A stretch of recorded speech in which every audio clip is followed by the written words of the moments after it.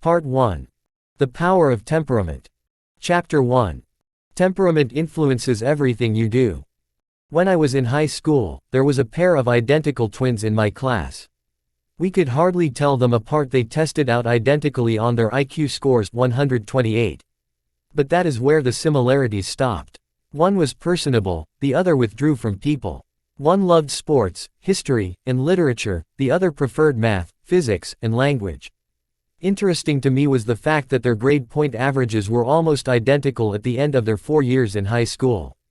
Yet they did not get the same grades in most subjects.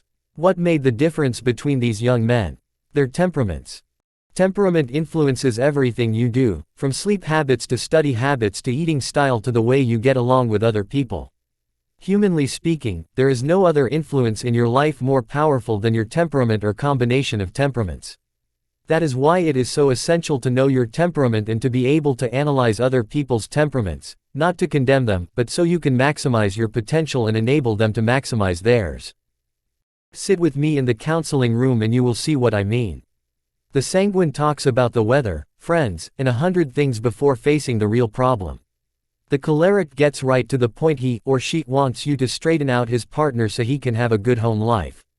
The melancholy sighs deeply as he sits down with depression, self-pity, and unhappiness etched on his face. The phlegmatic rarely gets around to making an appointment, and when she does it takes most of the first half hour just to prime her conversational pump. These people are not the temperament they are because they do these things. Rather, they act the way they do because of their temperaments. Some of our acts are subtle, like tastes or preferences, while others involve outlooks and attitudes or even styles of thinking. There is hardly a function in life that is not influenced by temperament. Thus, you had better determine your temperament and consistently direct it into the best lifestyle for you and your family. Otherwise, your temperament will subconsciously direct you. Temperament and eating habits. I can almost judge a man's temperament by his eating habits. Sanguines eat everything in sight, and usually look at in a restaurant. They so enjoy talking that they almost never look at a menu until the waitress arrives. Cholerics, stereotyped eaters, seldom vary their menu from one day to the next, and when it arrives, they bolt it down in big chunks, often talking while chewing their food. Melancholies are very picky eaters. It takes them forever to make up their minds about what to order, but once it arrives they savor every bite. Phlegmatics are the most deliberate eaters of all and are invariably the last ones through eating. That is the main reason they rarely gain weight. All weight specialists warn obese patients to eat slowly, for it takes 20 minutes for food passing into the mouth to shut off hunger pangs. Temperament and driving skills. Sanguines are erratic drivers. Sometimes they speed, then for no apparent reason lose interest in driving fast and slow down. They are so people-oriented that they want to look you in the face when talking, even while driving. Cholerics are daring speed demons who dart in and out of traffic constantly. They always try to get more accomplished in a given period of time than is humanly possible and attempt to make up time by driving furiously between appointments. Melancholy motorists never leave home without preparing for the trip well in advance. They study the map and know the best route from A to Z. Of all the temperaments, they are the most likely to keep a complete log of their driving history, including gas and oil consumption and car repairs. Legalists by nature, they rarely speed. Phil Phlegmatic is the slowest driver of all. The last one to leave an intersection, he rarely changes lanes and is an indecisive danger when joining the flow of freeway traffic from an entrance ramp. He is a pokey, Sunday driver, 7 days a week. He gets few tickets and rarely has accidents, but he can be a road hazard. Temperament and the way you shop. Sanguines are not price conscious, but select for visual satisfaction. They are drawn by colorful packaging and advertising in the grocery store. Theirs is the most overloaded cart. Cholerics, particularly men, are not fond of shopping.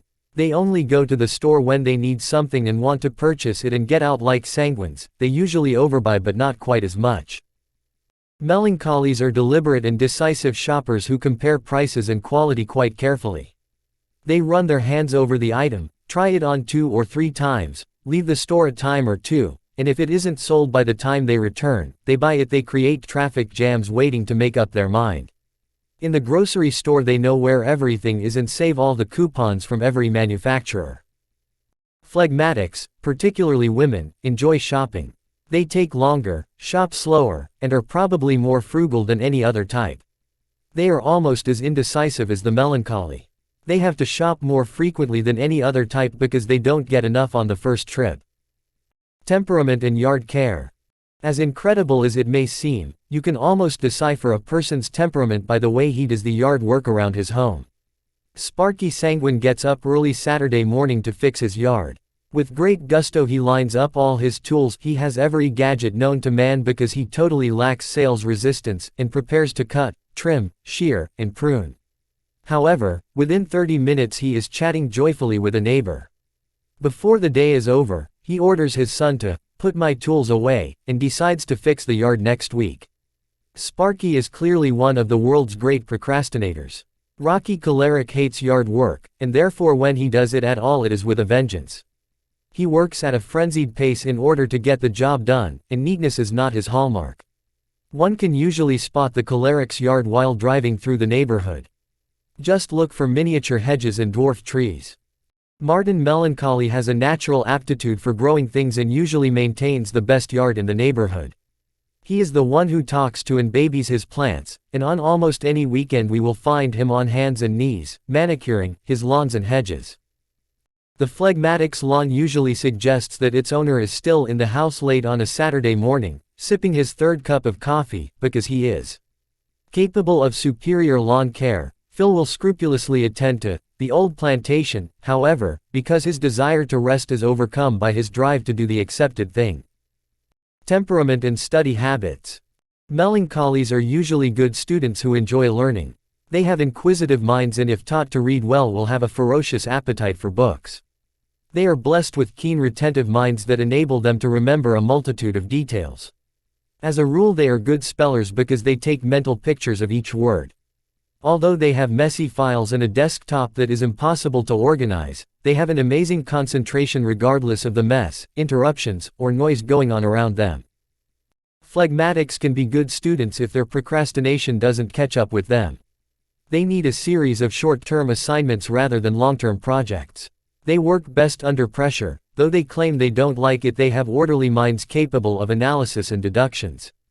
They are prone to get their news more from TV than magazines and newspapers. They have good memories and can be intelligent people if somehow motivated to learn. Cholerics are clever as a rule but not brilliant. They like the people-oriented subjects such as history, geography, literature, and psychology. They may not be good spellers, because they skim over things so quickly. They are adept at speed reading and have curious minds. They constantly ask, why? Cholerics love charts, diagrams, and graphs. They like to know where everything fits in the main scheme of things. They may have a difficult time concentrating on anything that reminds them of other goals or projects that get their minds off on a tangent and then may have a difficult time getting back to the subject at hand. Sanguines, unless endowed with a high IQ, are not usually good students.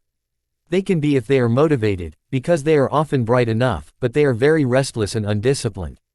They have a short interest span and anything can be a distraction, from a bird flying overhead to a picture on the wall. These people have incredible potential but usually squander it because they don't discipline themselves. Concentration for long periods of time is difficult for them. Handwriting and your temperament. I am not an authority on handwriting, but I have observed that temperament and handwriting analysis are very similar. Our penmanship usually follows our temperament. Everything a sanguine does is expressive and flamboyant, and he writes that way. The choleric usually has poor handwriting. Everything he does is fast, consequently, he does not take time to write legibly. The phlegmatic usually has small but neat handwriting. Melancholies have the most unpredictable handwriting of all. They are extremely complex people and usually write that way. Communication skills and temperament. Thinking skills and communication skills are not based solely on the brain. They also involve temperament. Sanguines are intuitive speakers. They are overly expressive and use exaggeration freely. Cholerics are extroverted enough to speak freely, but usually are more deliberate than sanguines. They are debaters and arguers. No one can be more biting or sarcastic. Melancholies never start talking until they have thought out precisely what they want to say. They don't like to interrupt others, but once they get started they go on until they have unloaded their entire message. Phlegmatics are quiet about everything and seldom enter into debates or thrust themselves into conversations. They will respond to questions with wit and good humor, but rarely volunteer anything unless asked.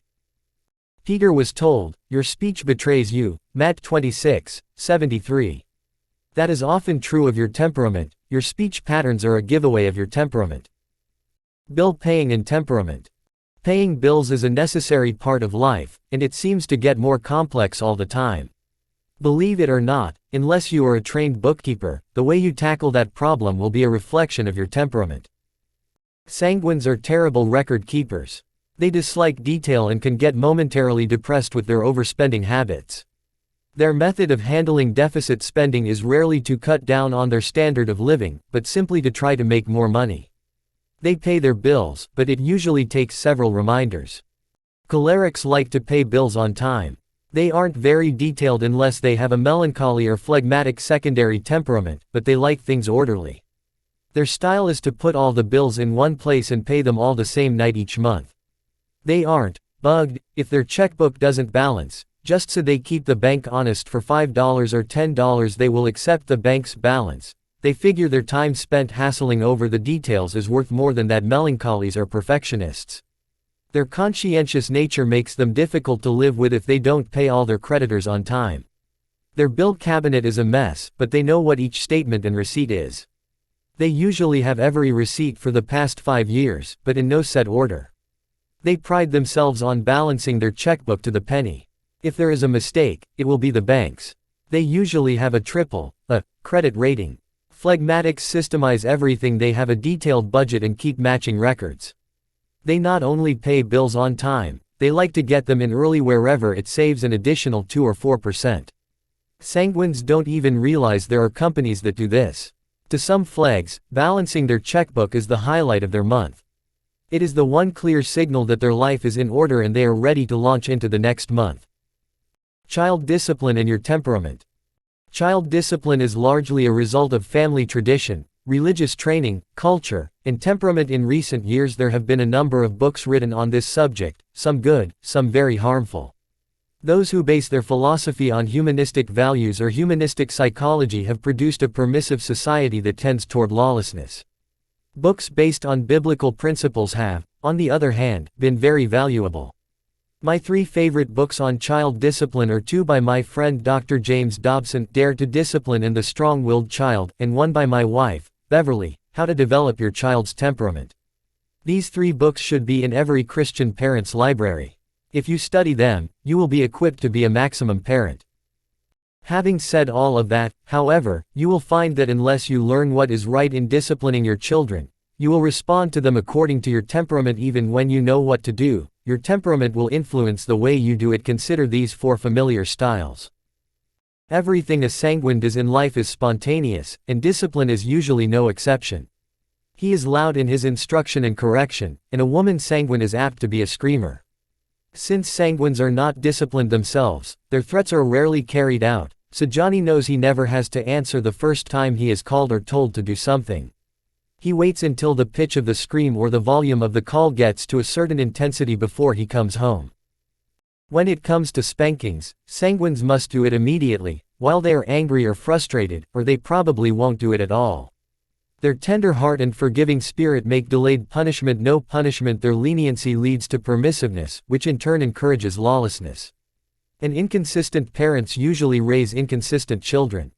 One thing is commendable about sanguines: after they have disciplined their children, they take time to love and comfort them. Sanguines never carry grudges. We could all do with a bit of that. Another thing about these fun-loving people is that they will often take time to play with their children, particularly as they get older. Cholerics, being authority-prone, want to run their homes like a Marine boot camp. This may produce good robots, but it doesn't do much for kids. The child of a choleric parent never lacks knowledge of what his parent requires in the way of obedience and rules. He is told regularly. Cholerics love to give out orders. Choleric spankers tend to spank too hard too often and too many spanks per discipline. Masters of the overkill in all that they do, their motto is, if a little helps, a lot will cure. In reality, no parent should spank a child when angry. He makes the child feel he is just a release valve for the parent's frustration. Cholerics can be good parents, but they have to work at it. They are hard to please at best, and if a child is a late bloomer, or of a less activist temperament, such parents are apt to make her feel inferior and constantly disapproved. Such parents need to encourage their children, approve them, and build up their self-image, going out of their way to show their love. Melancholy parents were perfectionists before they became parents, and having children won't change that. They have high to unreal expectations for their young and dole out praise sparingly, although most children need it lavishly. Academically, their children know that anything less than an A is a failure. In every subject legalistic by nature, they usually have rules for everything and procedures that must be followed. If they say they will spank for a particular offense, they usually follow through, but rarely do they overspank, unless they see their own shortcomings in their child. Then they may take out on the child the frustrations they have toward themselves. It is hard for melancholies to be approving because their standard is so high and because they are afraid their child will become complacent with approval. They are the last temperament to learn that everyone needs praise and that most people thrive better on approval than on condemnation. They have a great capacity to love their children, but they need to learn how to express it. One of the biggest parental failings is that they never forget anything wrong the child has done, and if not trained out of the habit will bring it up again and again. Phlegmatics can be good parents if they learn to be more assertive and confrontational when necessary.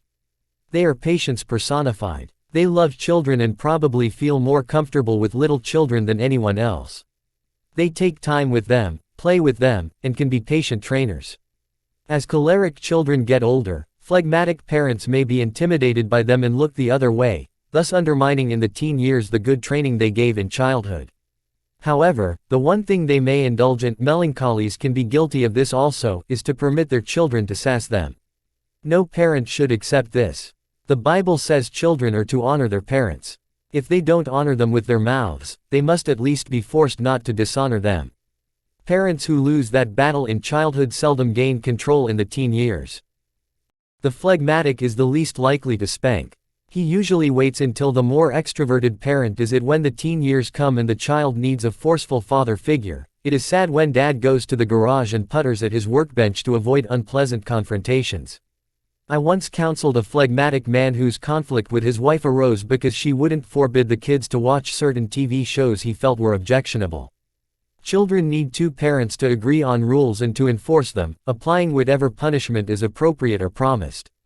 Phlegmatics can be good parents but, like the rest of us, they have to work at it. Summary. We could go on giving illustrations of how temperament influences the way you exercise, sleep, decorate, select clothes, have hobbies, and do everything else in your life. But these are enough to get you started in the right direction. As you become more familiar with the temperament theory, you will see it at work in your own life and that of your friends. Why you act the way you do. Everyone is interested in human behavior. That is why over 80% of our nation's 13 million college students voluntarily take psychology classes. They are fascinated by what makes people tick, and most of all, they are interested in why they think, feel, respond, explode, and act the way they do. Nothing answers those questions better than the theory of the four temperaments. It explains differences in people, their tastes, their creative capabilities, their strengths and weaknesses. It explains why some people conflict with others and why others are attracted to each other. Temperament, you're born with it.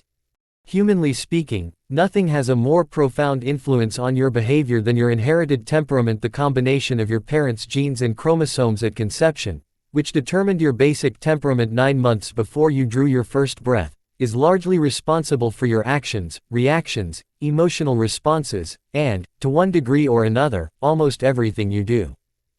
Most people are completely unaware of this extremely powerful influence on their behavior. Consequently, instead of cooperating with it and using it, they conflict with this inner power and often try to make something of themselves that they were never intended to be. This not only limits them personally, but affects their immediate family and often spoils other interpersonal relationships.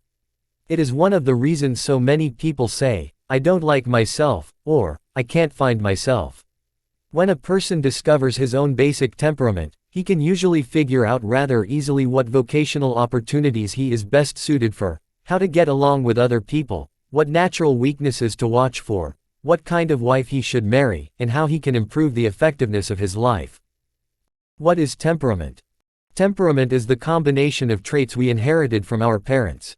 No one knows where it resides, but I think it is somewhere in the mind or emotional center, often referred to as the heart. From that source it combines with other human characteristics to produce our basic makeup. Most of us are more conscious of its expression than we are its function. It is a person's temperament that makes him outgoing and extroverted or shy and introverted. Doubtless you know both kinds of people who were born to the same parents. Similarly, it is temperament that makes some people art and music enthusiasts while others are sports or industry-minded. In fact, I have met outstanding musicians whose siblings were tone-deaf. Temperament is not the only influence upon our behavior, of course. Early home life, training, education, and motivation also exercise powerful influences on our actions throughout life. Temperament is, however, the number one influence on a person's life, not only because it is the first thing that affects us, but because, like body structure, color of eyes, and other physical characteristics, it escorts us through life. An extrovert is an extrovert. He may tone down the expression of his extroversion, but he will always be an extrovert. Similarly, although an introvert may be able to come out of his shell and act more aggressively, he will never be transformed into an extrovert. Temperament sets broad guidelines on everyone's behavior, patterns that will influence a person as long as he lives. On one side are his strengths, on the other his weaknesses. The primary advantage to learning about the 4 basic temperaments is to discover your most pronounced strengths and weaknesses so that with God's help you can overcome your weaknesses and take advantage of your strengths. In this way you can fulfill your personal destiny to the maximum. Temperament is passed on through the genes and no doubt was influenced by the Adamic fall. That is why we all identify with the desire to do good while at the same time we possess a desire to do evil. The Apostle Paul no doubt felt that same way when he said, "For to will is present with me, but how to perform that which is good I find not, for the good that I would I do not, but the evil which I would not, that I do. Now if I do that I would not, it is no more I that do it, but sin that dwelleth in me." Rom. 7:18-20. Paul differentiated between himself and that uncontrollable force within by saying, "It is no more I that do it, but sin that dwelleth in me." The I is Paul's person, the soul, will, and mind of man. The sin that dwelled in him was the human nature that he, like all human beings, inherited from his parents. This basic nature that we have all inherited from our parents is called several things in the Bible: the natural man, the flesh, the old man, and corruptible flesh, to name a few. It provides the basic impulses of our being as we seek to satisfy our wants. To properly understand its control of our actions and reactions, we should distinguish carefully between temperament, character, and personality. Temperament is the combination of inborn traits that subconsciously affect man's behavior. These traits are arranged genetically on the basis of nationality, race, sex, and other hereditary factors. These traits are passed on by the genes. Some psychologists suggest that we get more genes from our grandparents than our parents.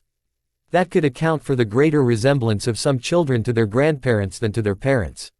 The alignment of temperament traits is just as unpredictable as the color of eyes, hair, or size of body. Character is the real you. The Bible refers to it as the hidden man of the heart. It is the result of your natural temperament modified by childhood training, education, basic attitudes, beliefs, principles, and motivations. It is sometimes referred to as the soul of man, which is made up of the mind, emotions, and will.